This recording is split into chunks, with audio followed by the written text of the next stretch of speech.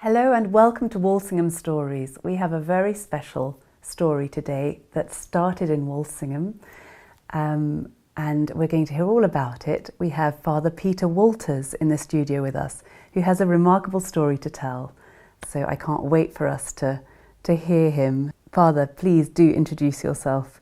Oh, thank you very much. It's very good to be here, and it's lovely to be back in Walsingham again.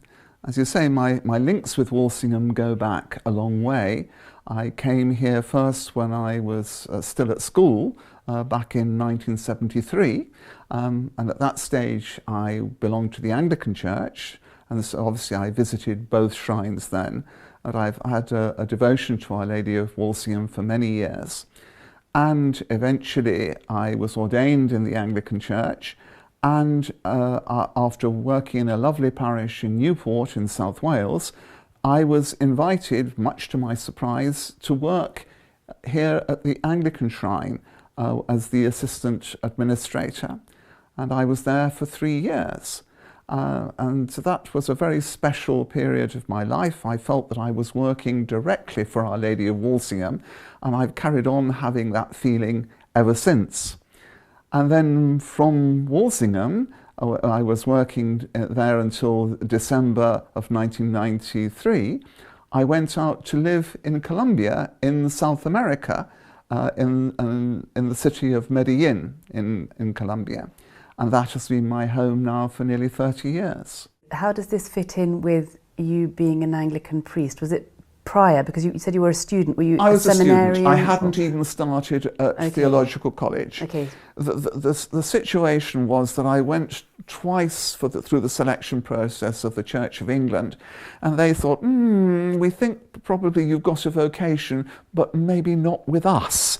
And obviously they had detected that I was rather too Catholic. But then I as I say, went out to Colombia and had this experience with the Archbishop. And when I came back, I was accepted for training by the Church in Wales, the Anglican Church in Wales. And that was why, after I was ordained there, I ended up working in this parish in Newport, which still very generously supports us. And so it got to the stage when I was a sort of Anglican in England and a sort of Catholic in Colombia. And every year I went back to Colombia and I became more and more involved with the Catholic Church. Because it's mostly the Catholic Church in Colombia? Yes, very much so, very much so. Nearly everybody I met was Catholic. It is far easier now that I'm a Catholic priest, I'm sure, being a priest in Colombia than it is over here in Britain. If I could just jump for a moment, during the lockdowns when we couldn't do anything, I felt it was very important that the church should still should still be visible. And so every Sunday at midday, I went out with the Blessed Sacrament in the street with somebody ringing a bell beside me, and went and gave benediction to all of the houses all around me. And people came out onto their balconies or knelt in the doorways as the Lord went past. Now, I could do that in Colombia, but I think in a parish in Britain, I wouldn't have got the same response. So it was much easier. The Catholic Church still is the dominant church in Colombia. So anyway, my second visit, I got to know some seminarians who were doing placements in the parish that I was in. And they invited me to go to their seminary, and I met the rector, who was a French Canadian. We became friends. And then they needed to move to a new building, so I offered my help to help cart furniture and books around, and the more the merrier. And by the time that exercise was done, as I say, I had become friends with them and with the rector of the seminary. And then he invited me to go back the next year. And then I did a placement in a parish and also was working with the children. And then I heard about the work that the Salesians were doing at Don Bosco City in Medellín. And I went to see them and raised some money for them. And then every year after that, I went out and spent my holidays working with them in the streets of Medellín. So one thing led to another, really. And in the meantime, I was ordained, and then I came to work at the Anglican Shrine in Walsingham. And whilst I was in Walsingham, I started a little charity. And the charity was born at the feet of Our Lady of Walsingham. I actually signed the deed that brought the charity into existence on the altar of the Holy House at the Anglican Shrine, on the feast of Our Lady of Chinquinkira, the patroness of Colombia. And Father Roy Fellows, who was then the administrator of the Anglican Shrine, allowed me to put lots of pictures up around the outside of the Holy House in the Anglican Shrine. And so that's really launched the charity. And then I felt it was harder and harder to come back to the safety of Britain, because tragically during the 1980s and the early 90s, many of the children I got to know were killed. And how do you say goodbye to a child, I hope you're still alive when I come next year? And I found that I was in tears every time I left, and it was clear, I felt, that Our Lady of Walsingham was saying, yes, I want you to work for me, but I don't want you to work for me here in Walsingham anymore. I want you to take Walsingham to Colombia. And so that is what I did. And in 1994, in January, I went out to live in Colombia and was received into the Catholic Church and was ordained as a Catholic priest the following year in 1995. And there I've been ever since. Wonderful. So initially you had asked the Archbishop if he had a house. You would then perhaps be able to house these children, take them off the streets. Yes. But that didn't happen. So it was a gradual process of you getting to know the country, the town, the city, and the plight of these children, and helping them little by little until you had to return permanently. What if you can tell us what was the main danger? I mean, how did these children get killed? Well, some people thought that they were a threat to society. The poor children. The children who were living in the streets and working in the streets. Many of them in those days used to sniff glue, and you'd see as if they'd have a shirt on it, they would have it up, little bottle, and it was literally a bonding thing. A child who refused to sniff glue would be rejected by other children, so that the children who ended up living in the streets, the best way to survive would be to join another group of children, and this was a sort of a rite of induction, the sniffing of the glue. And the glue was addictive, and it was industrial strength glue that you wouldn't be allowed to sell children over here. And then from glue they would go on to marijuana, and then on to pills, and then cocaine. So it was a downhill slope, and in the street they would become all too easily involved with crime, drugs and prostitution. And unfortunately Medellín is only 3 hours away by air from Miami, and I do that flight quite often. And there are always an awful lot of single men on those flights. And unfortunately, some of them come over to have a dirty weekend, renting a flat with a woman or a man or a girl or a boy. And so we have a big problem with that. And so once the children get into the street, it is very hard to get them out again. And I became more and more concerned about this, because some people thought, well, these children, there's no future for them. And so they killed them.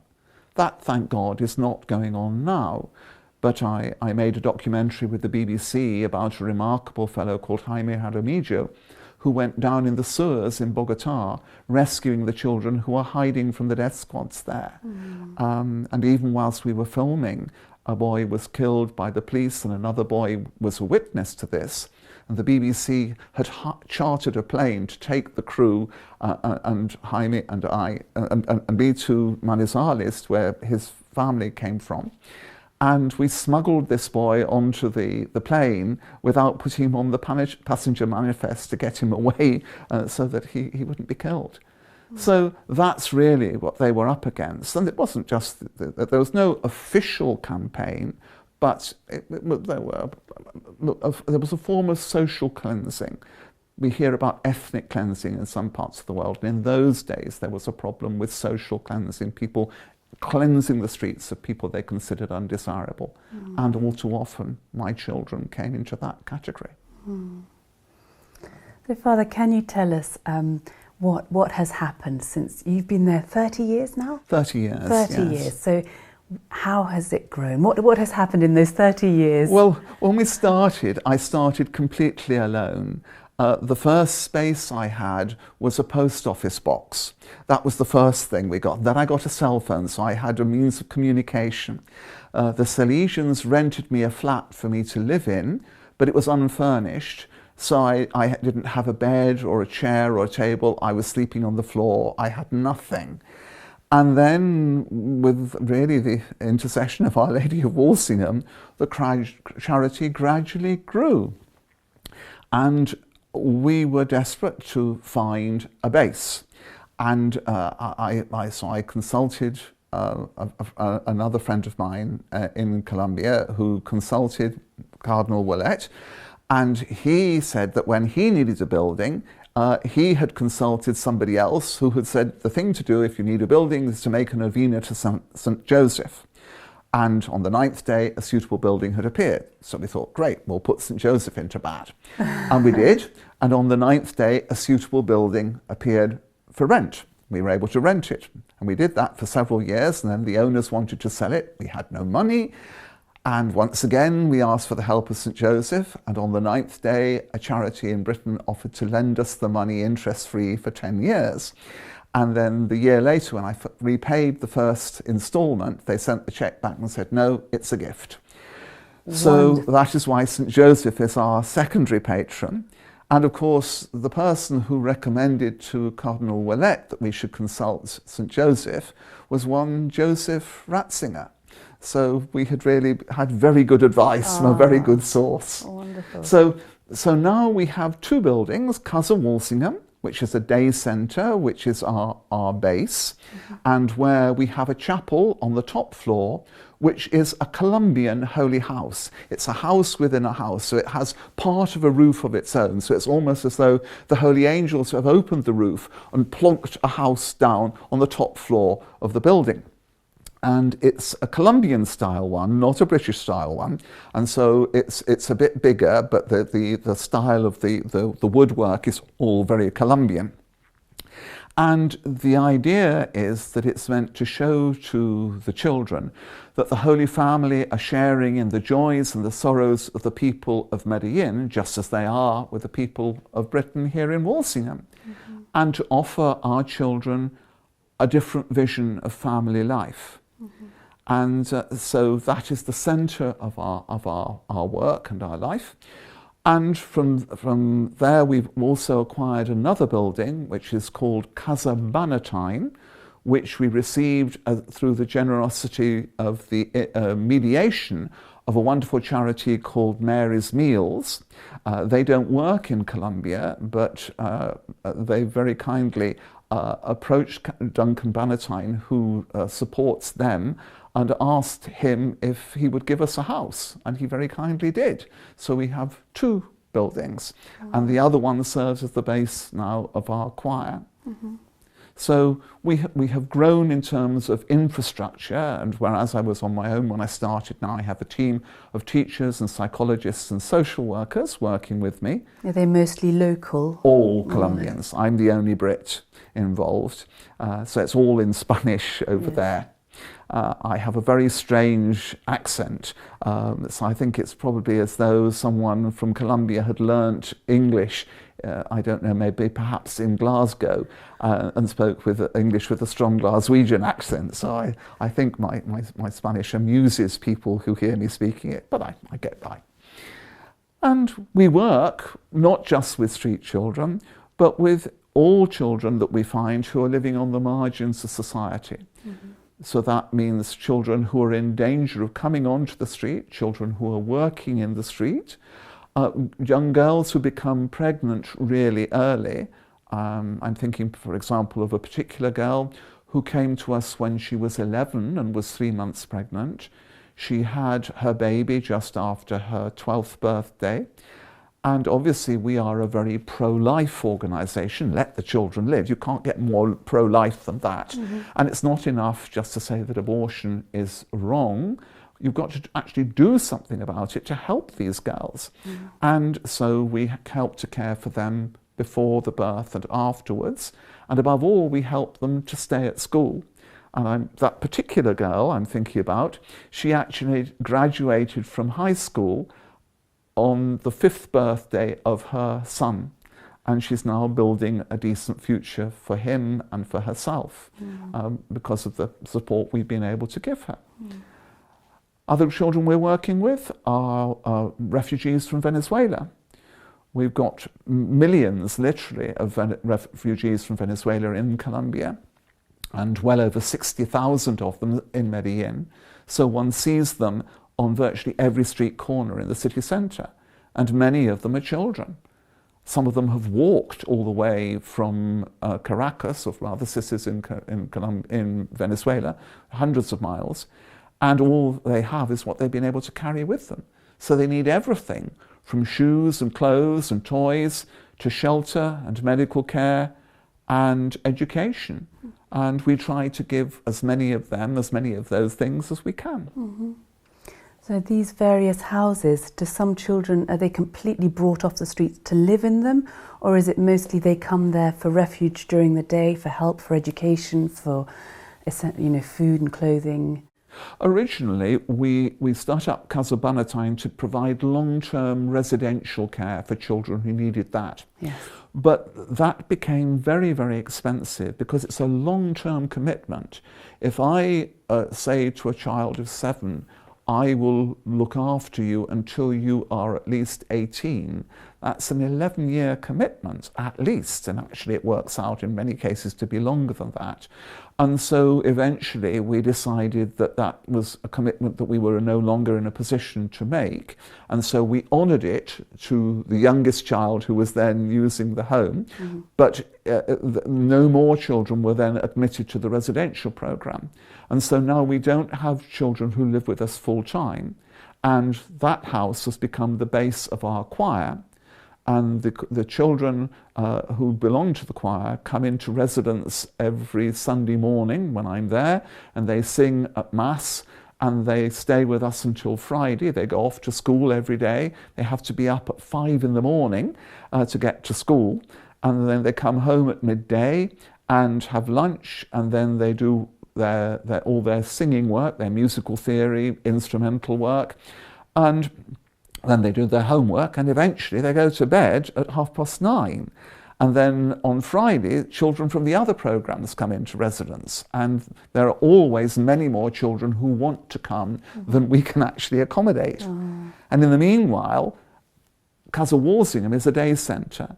Nobody normally lives there except when we have the 40 hours devotion, which we had again a few weeks ago, when the girls keep watch all one night and the boys keep watch all the second night.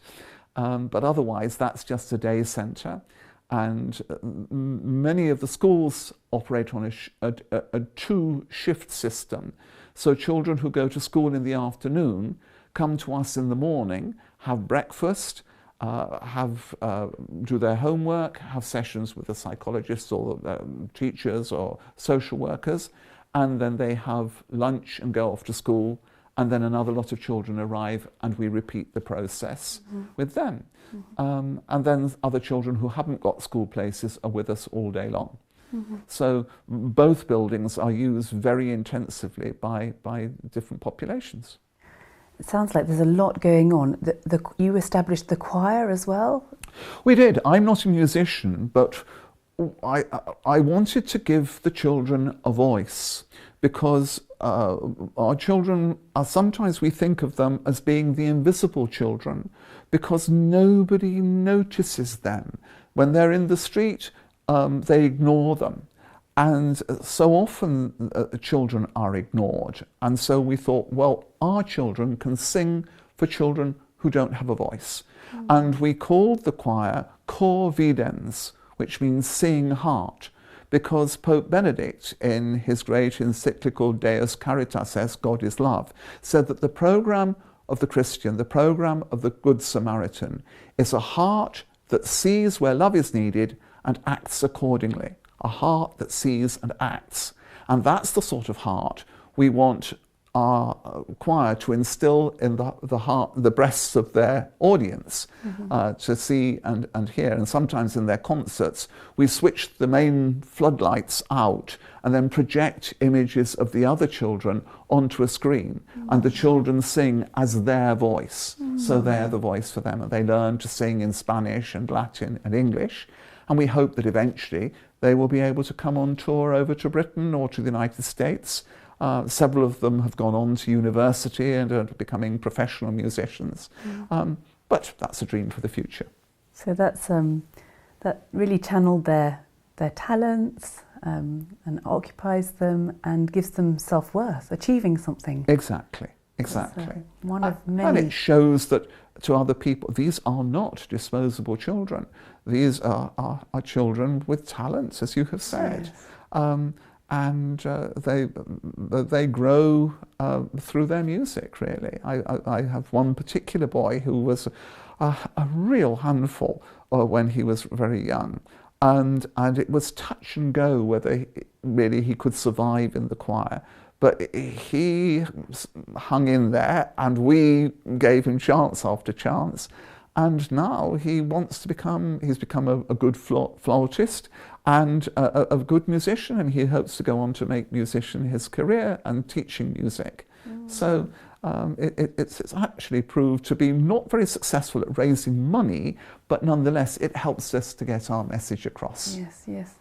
I mean, in the 30 years you've been there, you've seen many children now grow and progress, and you've provided for them an education. Some of them have gone on to be highly professional. Yes, we have a boy who, when we met him, was selling plastic bags in the street outside a supermarket to try to pay for his school books. His family were desperately poor. They recycle rubbish for a living. They go through people's dustbins looking for cardboard and bottles and things that they can sell. But he was bright and he wanted to study. Well, we helped him to go to school, and we helped him to go through primary school and then secondary school. And then in his school leaving exam, he did so well, he got a government grant to go to university. He decided to do nursing. After a year of nursing, he did so well, he was allowed to change to medicine. But the grant only covered his tuition. It didn't cover his living costs, it didn't cover his transport, his textbooks, and all the bits and pieces that trainee doctors need. Well, we had to help with that. And then some years ago, he graduated as a doctor, and now he provides a free clinic every week in Casa Walsingham. So it works both ways. So that's perhaps the most remarkable story. But I've got a girl who is an industrial engineer. I've got another girl who is a psychologist. I've got several nurses, a lawyer, somebody who's got it sounds terribly boring, a degree in international commerce, and he's got a job all to do with customs and all of that sort of thing. So some of them are certainly bright.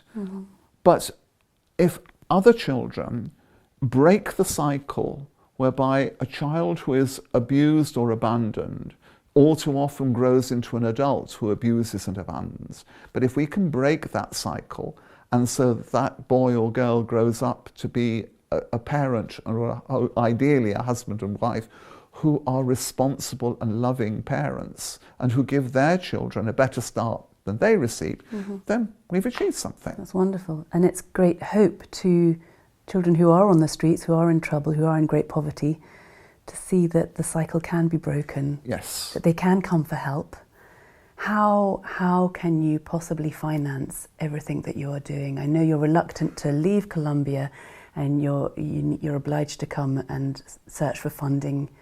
You do have a website. We do. Could they somehow contact you or be in touch via the website in order to maybe invite you to their parish so that you can speak and let people know of this plight?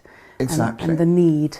They could write to us here in Walsingham at PO Box 11, Walsingham, NR 22 6EH, or they can find us on the internet at www.letthechildrenlive.org. O-R-G, or they could ring us on 01302 858 369, and that will get through to our office as well. So there are lots of ways that we can contact us. And they can donate via those ways too. They can indeed.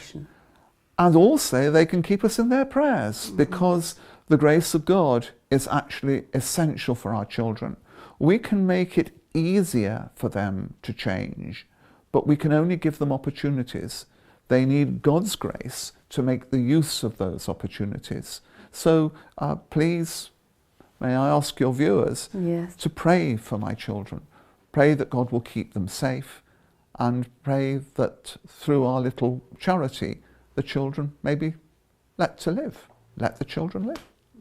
Well, it's very moving hearing you speak, Father, and you came maybe 18 months ago to Walsingham and gave a talk, seeing the slides, all the pictures of these children. You said they're vibrant, young, normal children that deserve to have a life.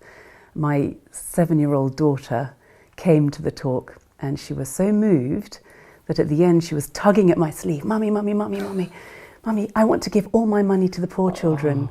And we went running home. She ran so fast and emptied her whole box she'd been saving for a pet. And she came running back and gave you everything that she had. It was her first collection of money, and she gave it all to you. It wasn't much, but yes. Everything helps. Yes, you were very thankful. But yes, it was very inspiring to see that a little one wanted to help another little one. Well, our logo shows one child helping another child, because that's fundamental to our work.